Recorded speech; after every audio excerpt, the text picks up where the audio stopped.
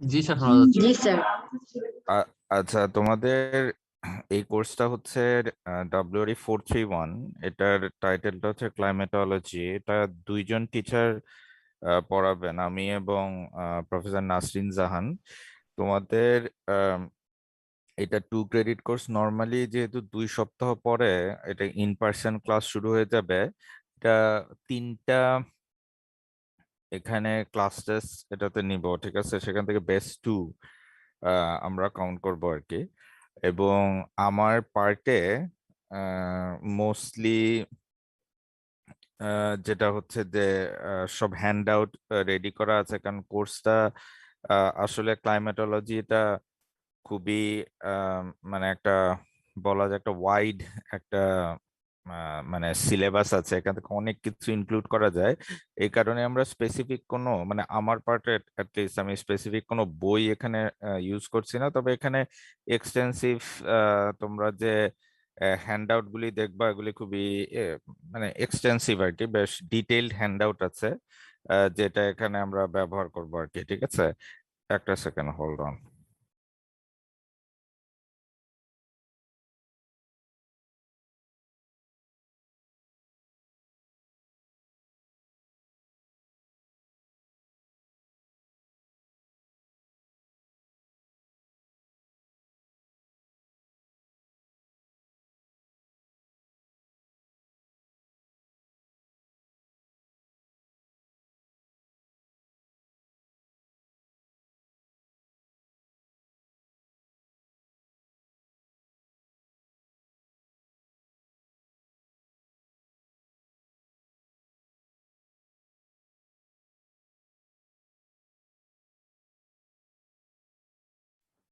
আচ্ছা, তোমাদের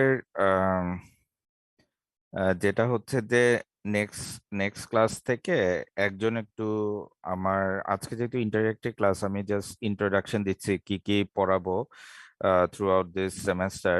তোমাদের একজন একটু আমার আম, মানে এই লেকচারটা রেকর্ড করলেই হবে। এটা জাস্ট মানে নেক্সট ক্লাসটা রেকর্ড করলেই হবে, তারপর তো আহ, মানে ইন পার্সন ক্লাস শুরু হবে আর কি। তোমাদের এই ক্লাইমেটোলজি কোর্সের আমার পার্টটা মূলত থিওরিটিক্যাল, ঠিক আছে? এখানে ম্যাথমেটিক্যাল কিছুই নাই বলতে গেলে, মানে অল সব কিছু এখানে থিওরিটিক্যাল। তোমাদের তোমাদের সাথে মানে আমার হাইড্রোলজি ক্লাস ছিল, তাই না? মানে থার্ড ইয়ারে। জি স্যার। আচ্ছা, এখানে আর একটা জিনিস হচ্ছে যে তবে অনেক আহ, মানে সিলেবাসটা আমি বলবো না খুব বড়, তারপর তারপর ডিটেইলড আর কি। হ্যান্ডআউটস গুলি তোমরা দেখলেই বুঝতে পারবা, এখানে খুব ডিটেইলড হ্যান্ডআউটস আছে। আর পড়ানো স্টার্ট করব আমি হচ্ছে প্রথম যে চ্যাপ্টারটা সেটা হচ্ছে global warming and green house effect. তোমরা হয়তো এই টার্মটা খুব রেগুলার শুনে আসছো। রিসেন্টলি একটা ক্লাইমেট কনফারেন্স হয়ে গেল, এবং আমাদের আর্থের যে টেম্পারেচার মানে নিয়ার দ্য সারফেস এটা মানে বিভিন্ন কারণে ধীরে ধীরে ইনক্রিজ করছে আর কি। এবং মূল কারণটা হচ্ছে গ্রিন হাউস গ্যাসের ইনক্রিজের কারণে, ঠিক আছে? এখন গ্রিন হাউস গ্যাসকে কেন গ্রিন হাউস গ্যাস বলা হয় এবং টেম্পারেচারটা কেন ইনক্রিজ করে, এবং এই এটার প্রথম যে চ্যাপ্টারটা পড়াবো সেটাতে এটা পড়ানো হবে। তারপর যে চ্যাপ্টারগুলি এগুলি আমি প্রত্যেকবারই একই সিকোয়েন্সে পড়াই না, কারণ একটার সাথে আর একটার খুব একটা মানে রিলেশনশিপ নাই। ঠিক আছে, এজন্য ডিফারেন্ট অর্ডারে পড়াই। তারপর একটা চ্যাপ্টার আছে যেখানে অ্যাটমসফিয়ার নিয়ে বলা আছে। অ্যাটমসফিয়ার বলতে আমাদের অ্যাটমসফিয়ারিক লেয়ার কয়টা, এবং এই বিভিন্ন মানে ডিফারেন্ট অ্যাটমসফিয়ারিক লেয়ারে টেম্পারেচারের কি ভেরিয়েশন হয়, টেম্পারেচার এন্ড প্রেসার। আমাদের তোমরা হয়তো জানো যে আমরা যত উপরে যাই তত টেম্পারেচার ফল করে, এবং যারা আহ, মানে বিদেশে ট্রাভেল করছো বা দেশের মধ্যে ট্রাভেল করছো তারা দেখবা যে প্লেনের ভিতরে আউটসাইড এয়ার টেম্পারেচার দেখায় মাইনাস এত। তার মানে বোঝাই যাচ্ছে যে একটা সার্টেন এলিভেশনে টেম্পারেচার এখানে ফল করে। সুতরাং এখানে এই কেন ফল করে এটার একটা আইডিয়া দেওয়া হবে। আর ইন্টারেস্টিং হচ্ছে যে আমি যত উপরের দিকে যাব তত টেম্পারেচার ফল করবে, এটা নট নেসেসারিলি। একটা সার্টেন রেঞ্জ মানে রিজিয়ন পর্যন্ত এটা ফল করে, যেমন ট্রপোস্ফিয়ারে ফল করে, কিন্তু স্ট্র্যাটোস্ফিয়ারে রাইজ করে, মেসোস্ফিয়ারে ফল করে, আবার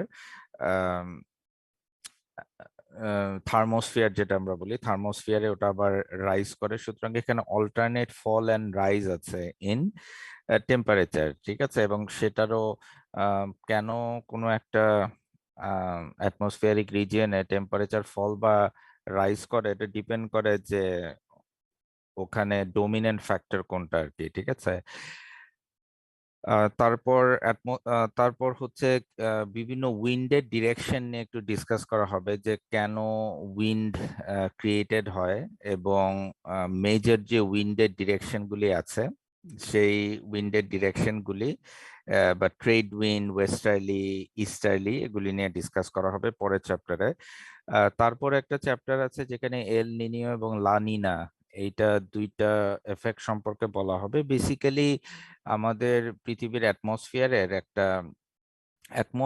এবং অ্যাটমসফিয়ারের সাথে খুবই রিলেটেড হচ্ছে সি সারফেস টেম্পারেচার। এখন আমাদের এয়ার টেম্পারেচার এবং সি সারফেস টেম্পারেচার এটা একটার সাথে রিলেটেড, কারণ হচ্ছে যদি কোনো কারণে অ্যাটমসফিয়ারের টেম্পারেচার বেড়ে যায়, মানে এয়ার টেম্পারেচার বেড়ে যায়, তাহলে এই যেহেতু মানে এখানে হিটের ট্রান্সফার হয়, সুতরাং এয়ার থেকে তখন ওশানে হিটটা চলে যাবে, তার মানে হচ্ছে এয়ার টেম্পারেচার বেড়ে গেলে সি সারফেস টেম্পারেচার বেড়ে যায়। On the other hand, sea surface temperature যদি বেড়ে যায়, সেক্ষেত্রে এয়ার টেম্পারেচারও বেড়ে যায়, বিকজ হিটের ট্রান্সফার হয়।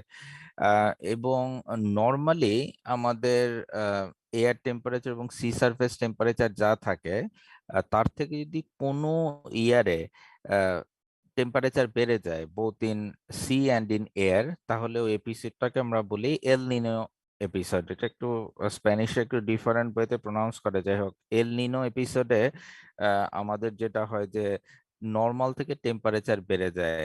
এখন ইন্টারেস্টিং হচ্ছে, সি সারফেস টেম্পারেচার যদি বেড়ে যায় তাহলে ইভাপোরেশন বেড়ে যায়, এবং ইভাপোরেশন বেড়ে গেলে ময়েশ্চার ইন দ্য এয়ার বেড়ে যাচ্ছে। সুতরাং আমাদের মনসুনটা যখন আসে, নর্মাল থেকে বেশি ময়েশ্চার নিয়ে আসে এবং প্রচুর রেইনফল হয়, ঠিক আছে। এখন রেইনফল যত বেশি হবে তত ফ্লাডের চান্স বেড়ে যায়। এই কারণে এল নিনো ইয়ারে বাংলাদেশে ফ্লাডের ইন্টেন্সিটি, ম্যাগনিটিউড যেটাই বলো, সেটা বেড়ে যাওয়ার চান্স থাকে। এটা হচ্ছে একটা, যে ফ্লাডের ম্যাগনিটিউড বেড়ে যাবে। আর এটা আবার ফ্লাডের ডিউরেশনকে মানে প্রলং করতে পারে। ফর এক্সাম্পল, একটা জিনিস খেয়াল করো, যে সি সারফেস টেম্পারেচার যদি বেড়ে যায়, তাহলে আমরা জানি যে পানি টেম্পারেচারে মানে হায়ার টেম্পারেচারে এক্সপ্যান্ড করে, ঠিক আছে। মানে 4 ডিগ্রি সেলসিয়াস টেম্পারেচারে পানির একটা মানে একটা ভলিউম আছে, তারপর এর থেকে যদি টেম্পারেচার বাড়ে বা কমে, দুই দিকেই পানির ভলিউমটা ইনক্রিজ করে, ঠিক আছে। এখন মানে হায়ার টেম্পারেচারে যেহেতু থার্মাল এক্সপ্যানশন হচ্ছে ওয়াটারের, এই কারণে মানে আমাদের ফর এক্সাম্পল বে অফ বেঙ্গলে বা ইন্ডিয়ান ওশানে ওয়াটারের ভলিউম বেড়ে যায়। ওয়াটারের ভলিউম বেড়ে যাওয়া মানে হচ্ছে এটা সি সারফেস রাইজ করে। সি সারফেস যদি রাইজ করে, সেক্ষেত্রে আমাদের ওই ফ্লাডের যে ওয়াটারটা, সেটা ড্রেন আউট হইতে পারে না।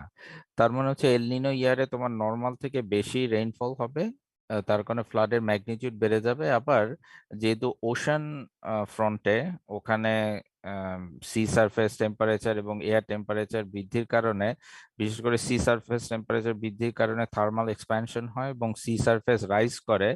এটাকে একটা অ্যাডভার্স আউটফল কন্ডিশন বলা যায়। ওখানে ওয়াটারটা বেরোয় যেতে পারে না, এই কারণেই ফ্লাডের ডিউরেশনও বেড়ে যায়। যাই হোক, তোমাদের এই এল নিনো এবং লা নিনা, এই দুইটার গ্লোবালি এটা ওখানে ডিসকাস করা হবে, এবং তোমাদের বাংলাদেশেও এল নিনো এবং লা নিনা ইয়ারের কি এফেক্ট হয় সেটা ডিসকাস করব। তারপর হচ্ছে আহ আর একটা হচ্ছে অ্যাটমসফিয়ারিক পলিউশন কিভাবে ক্লাইমেটের সাথে রিলেটেড, এইটার আহ, এটার একটা চ্যাপ্টার আছে, সেটাও ডিসকাস করা হবে, বা ওয়েদারকে কিভাবে এফেক্ট করে অ্যাটমসফিয়ারিক পলিউশন সেটা। তারপর তোমরা আর একটা পপুলার টার্ম শুনে আসছো যে ওজোন লেয়ার ডিপ্লিশন। এখন এইটার একটা খুবই ডিটেইলড একটা চ্যাপ্টার আছে ওজোন লেয়ার ডিপ্লিশনে, যেটা ওখানে তোমাদের মানে ওখানে তোমরা যেটা জানতে পারবা সেটা হচ্ছে যে আমাদের আর্থের চারপাশে যে ওজোন লেয়ারটা আছে, এই ওজোন লেয়ারটার আসলে মেইন কাজ হচ্ছে যে আলট্রাভায়োলেট রেডিয়েশনটা যাতে পৃথিবীর দিকে আসতে না পারে, কারণ আলট্রাভায়োলেট রেডিয়েশনটা ক্ষতিকর। ঠিক আছে, যদি আলট্রাভায়োলেট সি রেডিয়েশন এটা পৃথিবীতে বেশি চলে আসে, আলট্রাভায়োলেট বি, আলট্রাভায়োলেট সি, এই রেডিয়েশন, তিন ধরনের ইউভি রেডিয়েশন আছে, ইউভিএ, ইউভিবি এবং ইউভিসি।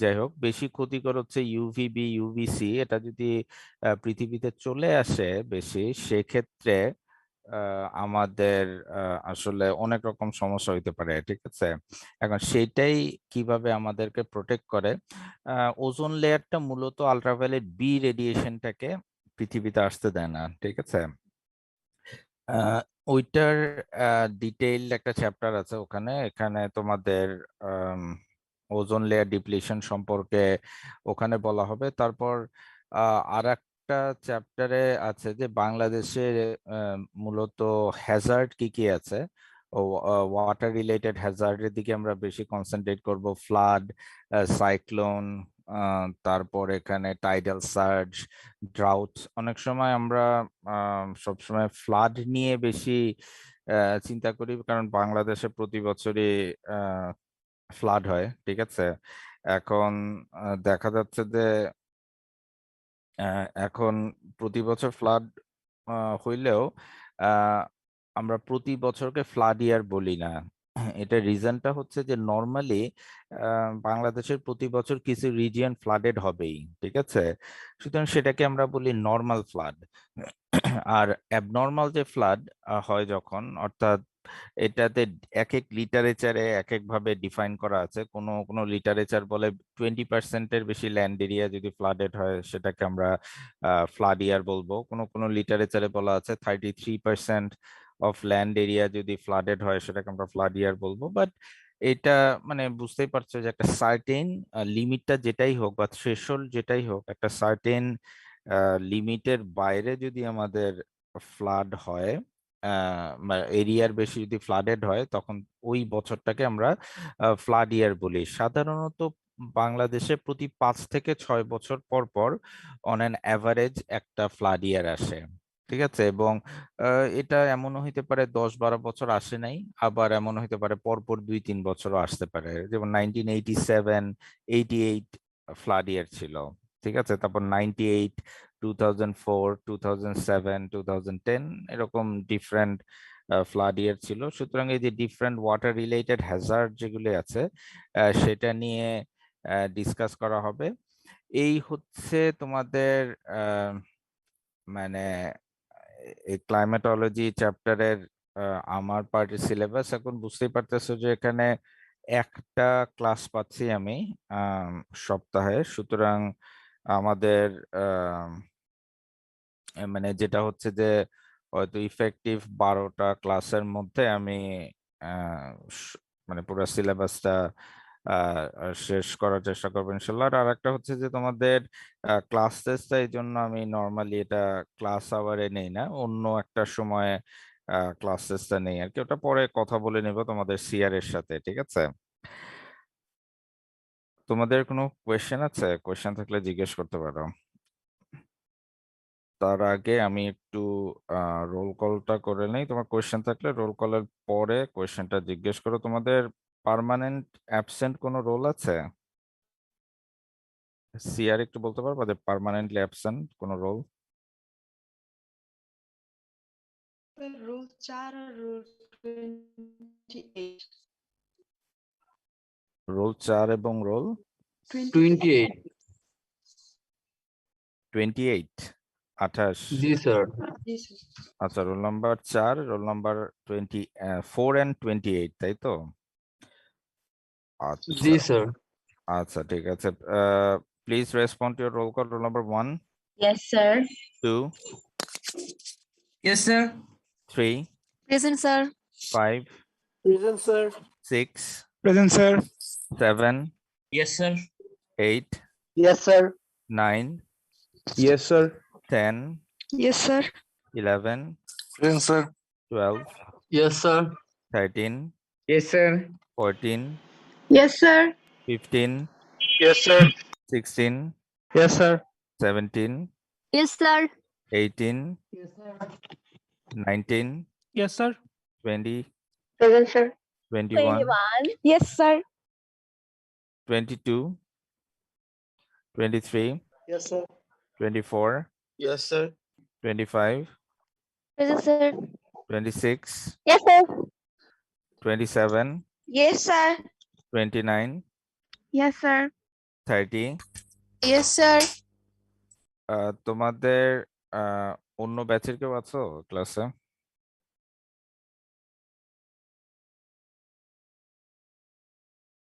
ঠিক আছে, আজকে অল প্রেজেন্ট।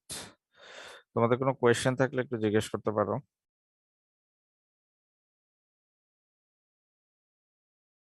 কারো কোনো কোয়েশ্চেন আছে কিনা? আর আমি যেটা তোমাদের লেকচার নোটগুলি তোমাদের সিআর এর মাধ্যমে আমি তোমাদের দিয়ে দিব, ঠিক আছে? সবই ওয়ার্ড ফাইল, এবং ওই ওয়ার্ড ফাইলগুলি এক্সামের জন্য ওয়ার্ড ফাইলগুলি দেখলেই হবে। এবং এই পার্টিকুলার কোর্সটা আমি লাস্ট প্রায় অনেক 12-13 বছর ধরে পড়াই, ফলে আমার যে কোশ্চেনের প্রিভিয়াস ইয়ারের কোয়েশ্চেনগুলি ফলো করলেও হবে, ঠিক আছে? তোমরা একটা আইডিয়া পাবা যে পরীক্ষায় কি ধরনের কোয়েশ্চেন আসে। এটাতে কোনো, এই পার্টিকুলার কোর্সে কোনো মানে ব্রড কোয়েশ্চেন যেটা আমরা বলি আর কি, মানে কোনো অনেক কিছু লিখতে হয় এরকম কোয়েশ্চেন আসে না এখানে, সব শর্ট কোয়েশ্চেন আসে। সে তোমাদের আমার পার্টে যদি 4টা থেকে 3টা অ্যান্সার করতে হয়, ওই একটা কোয়েশ্চেনে তোমরা তো 30 মিনিট টাইম পাবা। নর্মালি দেখা যায় যে A B C D E F G H এরকম আই জে পর্যন্ত থাকে, মানে এটা ডিপেন্ড করে আর কি। সুতরাং প্রত্যেকটার অ্যান্সার করতে 3 মিনিট এরকম অন অ্যান অ্যাভারেজ এরকম টাইম পাবা আর কি। ফলে অ্যান্সারও খুবই শর্ট অ্যান্সার থাকবে। এই মানে অ্যান্সার গুলো শর্ট অ্যান্সার হবে, ঠিক আছে? আর কোনো কোয়েশ্চেন আছে? ঠিক আছে, অলরাইট, আজকে আমি ক্লাসটা এখানে এন্ড করতেছি, ঠিক আছে? ওকে, তোমাদের নেক্সট উইক থেকে ক্লাস অ্যাকচুয়ালি শুরু করবো আর কি। অলরাইট, আসসালামু আলাইকুম স্যার। ওয়ালাইকুম আসসালাম।